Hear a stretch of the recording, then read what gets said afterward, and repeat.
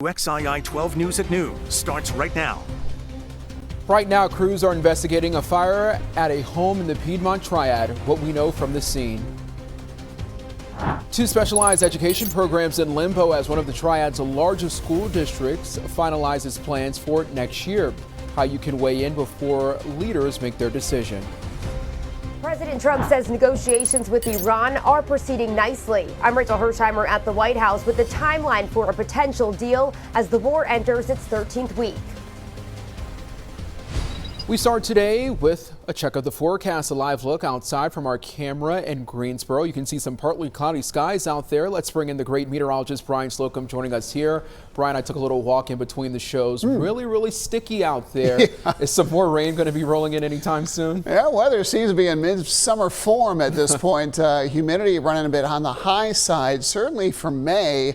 And that's helping to brew some showers and storms, the likes of which yesterday didn't move very fast, so it dumped a lot of rain over our northern and our western counties. Stokes and Surrey especially saw some big rainfall totals on Monday evening. Muggy and warm, storms will start to brew. In fact, we have a few showers trying to pop as we go. You look at this setup, watch, you can just see the clouds and the moisture rolling in from the south. Flood watches are active for parts of Alabama, central and northern Georgia. You can see the moisture starting to bring some showery weather up in the higher terrain, and that's where things are going to begin. Just to the north, there's a stationary front, steady rains across the Ohio Valley. Most of this is going to ride to our north, but you can see the coverage starting to increase over South Carolina, and that's going to begin to move in to our region this afternoon, especially along and south of I-40 at this point in the day. So as opposed to yesterday where the rain set up of our northern counties, it looks a little bit farther south to me today. Our temperatures already warming into the mid 80s in Burlington, 78 in Greensboro, on our way to highs in the lower 80s this afternoon, with storm coverage expected to gradually increase through the afternoon and evening hours. We'll have more on this. Who could see some heavy rain later today coming up? The rain we've seen over the past few days is softening the ground, causing some trees to fall. Several have been reported in Stokes County. Officials say a tree fell over on Mountain View Road in the King area, bringing power lines down with it. Our crews saw utility crews working to fix those downed lines. The wet weather also caused another tree to come down on Fry Road. DOT crews had chopped up the tree by the time that our crew got there, but it appeared to have blocked both lanes of the road northwest of Hanging Rock State Park. With more rain in the forecast, more trees could come down in the coming days.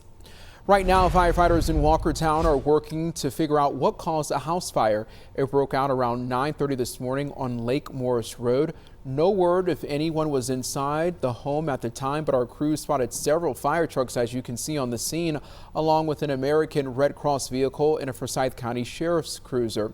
We'll keep you posted on air and online as we get more updates.